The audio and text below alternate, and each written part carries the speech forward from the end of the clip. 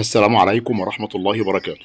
النهاردة إن شاء الله هنتكلم عن البيض الرايق، البيض الغير مخصب.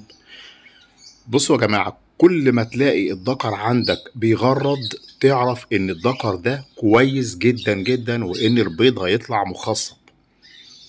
أما إذا لقيت بقى البيض طلع غير مخصب والذكر عندك بيغرد دايما، التغريد ده بيدل على ان الذكر ده زايف، يعني عايز النتاية بأي طريقة، عايز ان هو يتزاوج. اذا لقيت بقى البيت عندك رايق، يبقى في سبب من الاسباب اللي انا هقولك عليها. اول حاجة اختيار القفص اللي عايش فيه الكوكتيل. لازم القفص ده يكون كبير الحجم، ما يكونش صغير. ما ينفعش انك انت تحطه في قفص روز او قفص بتاع البادجي، لا، زي ما حضراتكم شايفين كده انا بنقي اكبر قفص احط فيه الكوكتيل، لان الكوكتيل ده حجمه بيبقى يعني كبير، عامل زي حجم اليمام كده. فلازم ان انا اوفر له مكان كويس ان يقدر ان هو يتحرك فيه. والمكان الكويس بقى اللي بيتحرك فيه ده عشان خاطر ايه؟ علشان خاطر كمان التخصيب. يعني هو لما بيجي يقف على العصاية علشان خاطر يخصب الانثى، الذكر لما بيقف فوق الانثى علشان خاطر يخصبها لازم تكون المساحة اللي وراه فاضية، يعني ديله ما يحكش في القفص من ورا.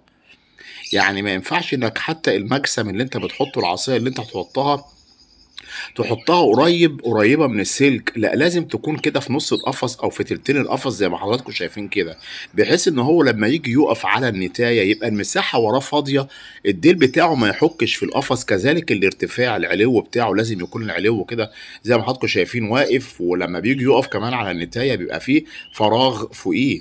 دي اول حاجه، يبقى لازم القفص الكبير. تاني حاجه المكسم اللي هو العصايه اللي واقف عليها الكوكتيل لازم تكون محطوطة بطريقة صح، تمام، وتكون في مكان في القفص بحيث ان ما يكونش ديل العصفور وهو واقف بيخصب الانثى او النتايه ما يكونوش هما الاتنين واقفين مش مرتاحين. لازم يكون اثناء التخصيب يكون الاتنين واقفين مرتاحين. دي اهم حاجه دي يا جماعه. الحاجه دي انتوا فاكرين انها حاجه بسيطه، لكن لا، دي حاجه مهمه جدا.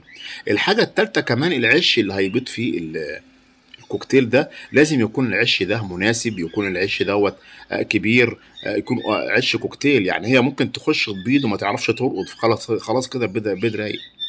لكن هو اصلا البيض ده ممكن يكون مخصب وكل حاجه وهي ما رقدتش عليه بسبب ان العش ده صغير. لازم يكون العش كبير وفي ماده التعشيش. وماده التعشيش بالنسبه للكوكتيل هي النشاره الوسط، لا هي ناعمه ولا هي خشنه. ولو انت ما لقيتش نشار خالص وحطيت سعف النخيل اللي هو الكرينه مش مشكله عادي، بس لازم تفتفتها وتحطها لهم. كمان مهم قوي يا جماعه التغذيه، انك انت تنوع في الاكل دايما بالذكر والنتايه، ودايما ايدك في بقهم كده على طول، دايما تديهم في اكل. يعني ايه بقى؟ مش الواحد يقول لي انت انا هديهم في اكل يليسوا، يعني اقول لك لا، لازم انك انت يعني ايه برضو تعتدل في ان الاكل اللي انت تديه لهم. يعني مثلا الصبح قبل ما تروح الشغل بتكون حاطط قدامهم البركه والفلارس، تمام، ولما ترجع من الشغل بتشيل البلكم والفرارس وتسيبهم كده ساعه ساعتين جعانين، وبعد كده تروح مقدم لهم بقى الحاجه اللي عندك اللي انت عايز تقدمها.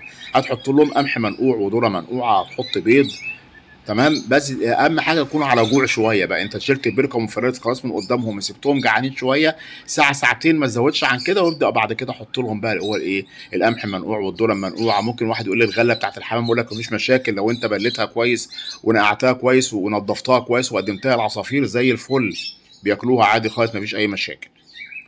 كذلك البيض ده يا جماعه بيكون مفيد جدا للعصافير. فلو انت عايز العصافير عندك تشتغل والبيض يكون مخصب، ولازم يكون الذكر بصحه كويسه ويخصب الانثى كويس، البيض المسلوق ان احنا نسلق البيض ونهرسه كويس قوي قوي علشان خاطر ما يتهدرش منك وتقدمه للعصافير، ده بيدي انتاج ممتاز جدا، والبيض عندك ان شاء الله يكون كله مخصب.